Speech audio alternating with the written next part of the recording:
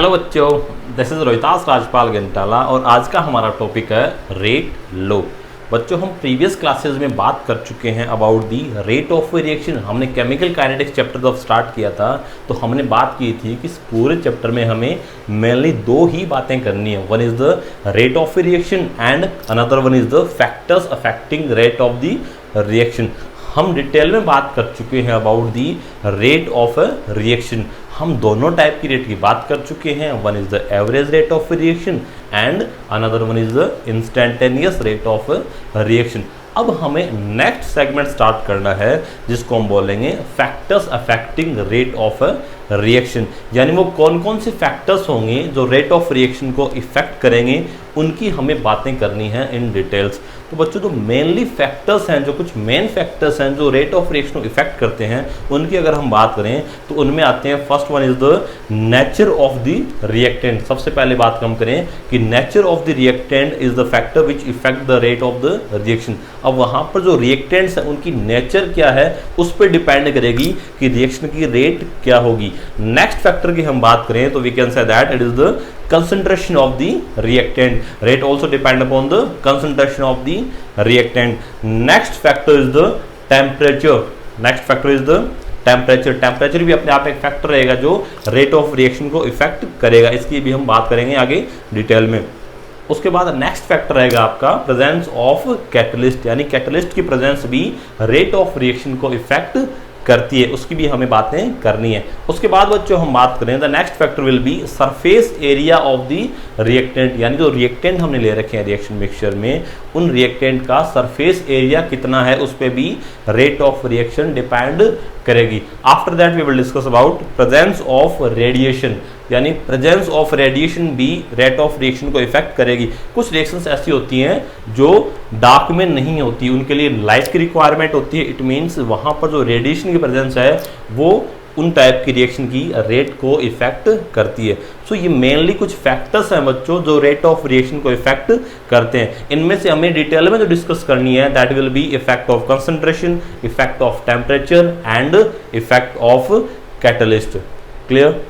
अब हम स्टार्ट करते हैं बच्चों। The very first factors which effect the rate of reaction is the effect of concentration.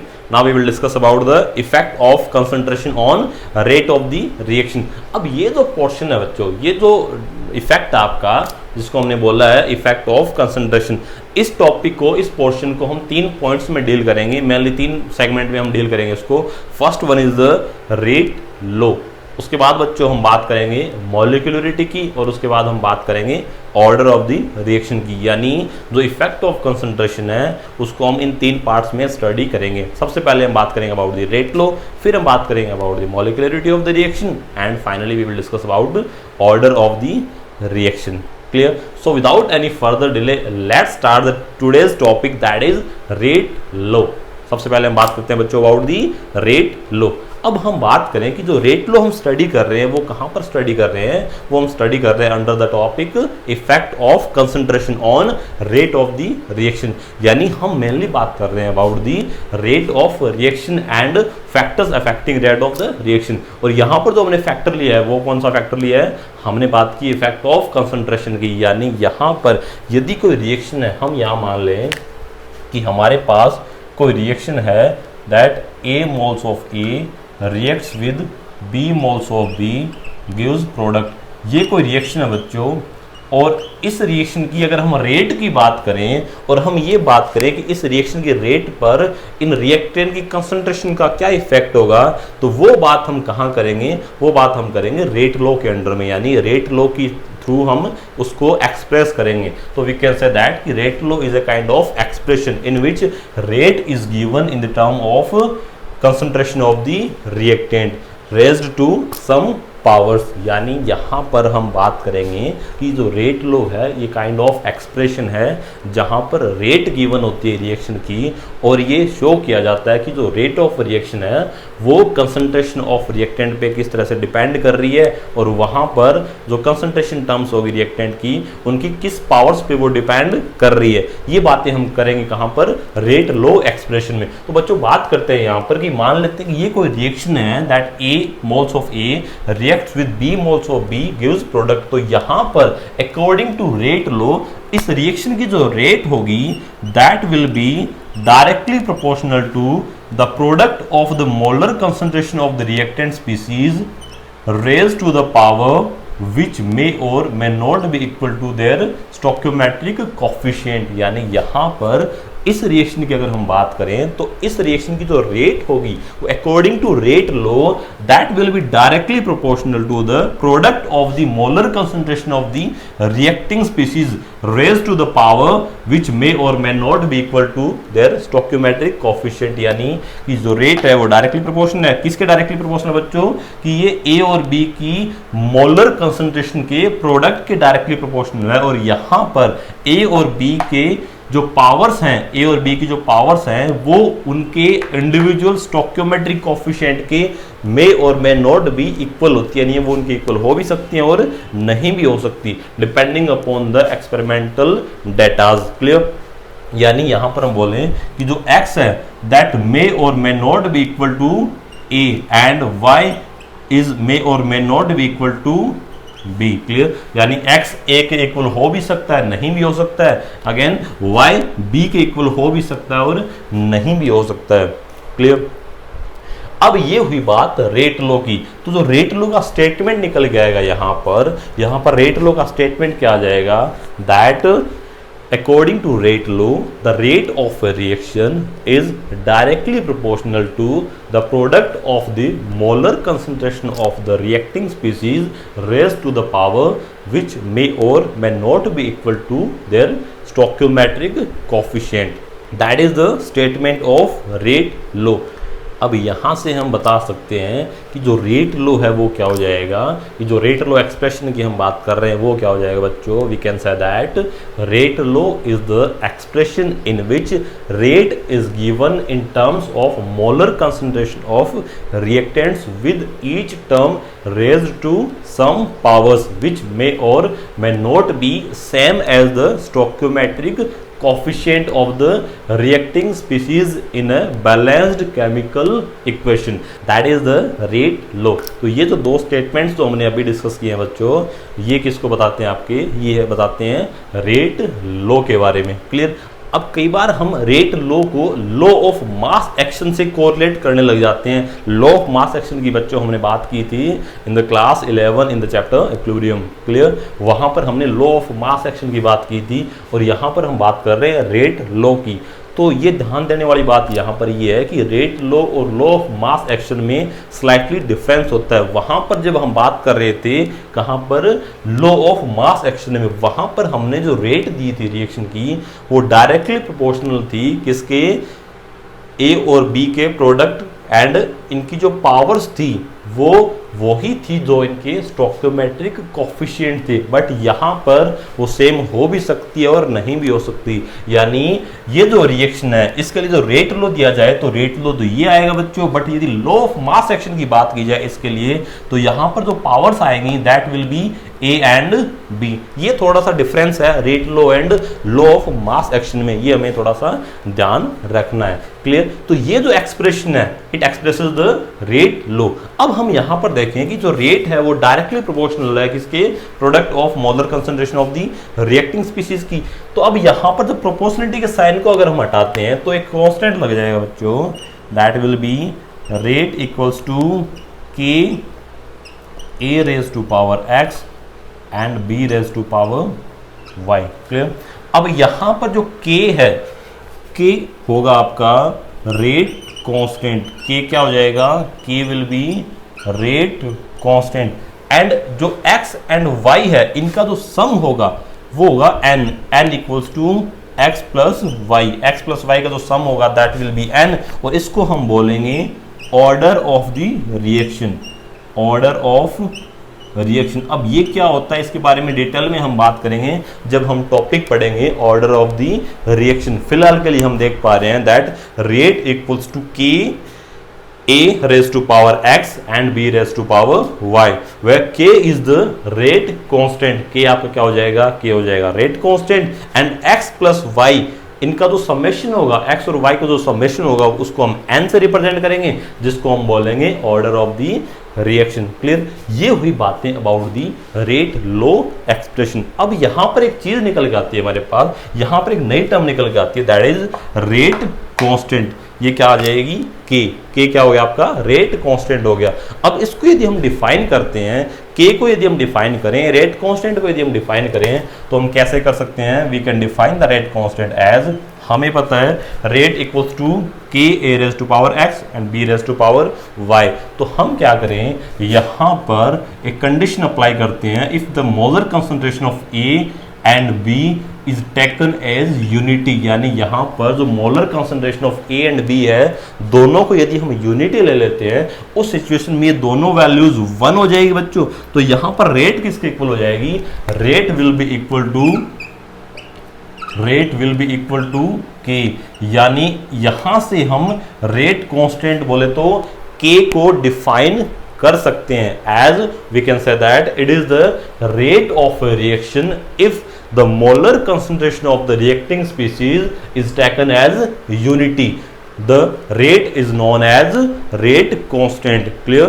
Rate constant क्या हो जाएगा? Rate constant may be defined as it is the rate of a reaction if the molar concentration of the reacting species is taken as unity. The rate is called rate constant. अब ये rate constant अपने आप में एक rate के equal ही है। ये rate constant भी क्या अपने आप में एक तरह से rate ही है, ये अपने आप में एक reaction rate ही है। इसलिए हम K को क्या बोल देते हैं? K को हम बोल देते हैं specific reaction रेट, यानी ये एक तरह से रेट ही है, बट कहां पर है ये रेट? ये अपने आप में एक स्पेसिफिक कंडीशन पे जाकर ये रेट के इक्वल हो रहा है, इसलिए हम इसको क्या बोल देते हैं? इसलिए हम इसको बोल देते हैं स्पेसिफिक रिएक्शन रेट। क्लियर? ये हुई बात about the definition of rate constant, और we can say definition of specific reaction rate. Clear?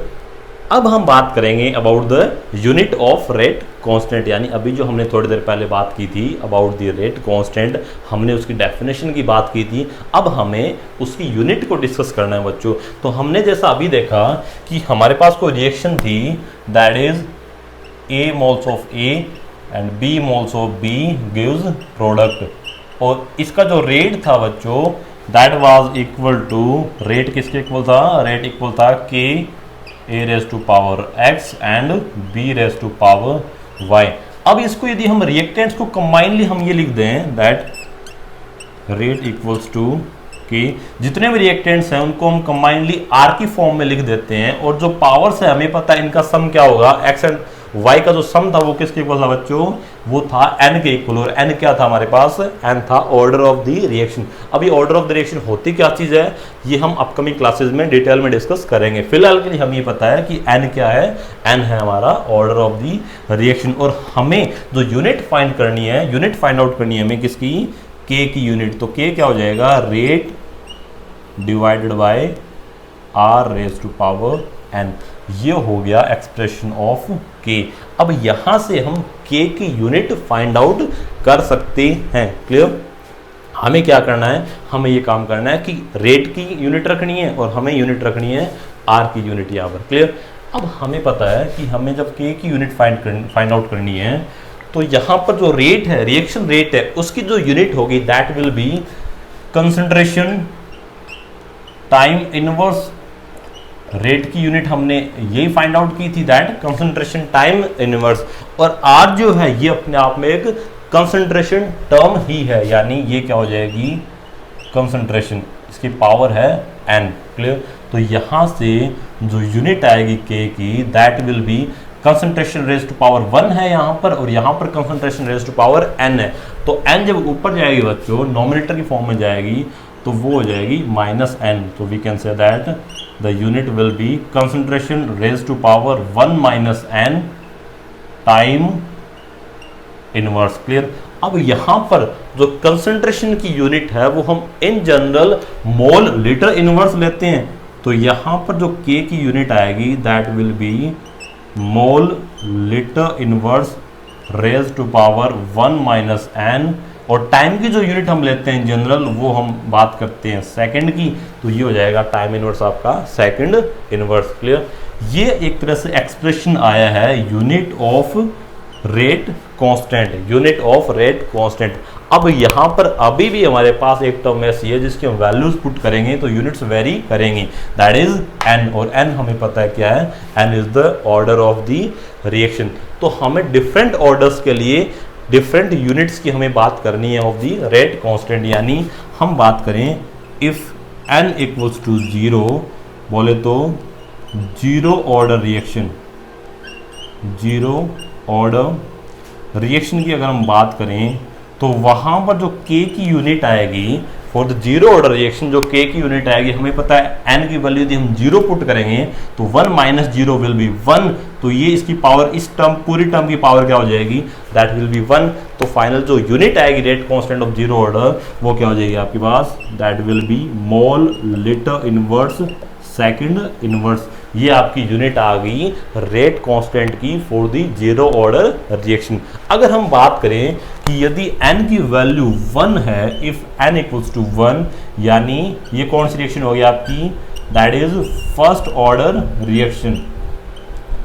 First order reaction की अगर हम बात करें तो वहां पर n की वैल्यू हो जाएगी 1, यानी n की वैल्यू 1 आएगी, सो 1 माइनस 1 विल बी 0, और किसी की पावर 0 हो तो उसकी अल्टीमेट वैल्यू 1 आती है, इट मीन्स ये पूरी टर्म 1 हो जाएगी। तो फाइनल जो यूनिट बचेगी that will be k equals to second inverse. ये यूनिट हो गई आपकी rate constant for the first order reaction. यानी फर्स्ट ऑर्डर रिएक्शन के लिए जो रेट कांस्टेंट की यूनिट आएगी that will be second inverse. अगर हम बात करें if value of n equals to 2, n equals to 2, यानी for the second order reaction, for the second order reaction यहाँ पर n की वैल्यू 2 होगी, तो वी कैन से 1 माइनस 2 इक्वल्स टू -1, यानी ये जो टर्म है उसकी पावर होगी आपकी -1।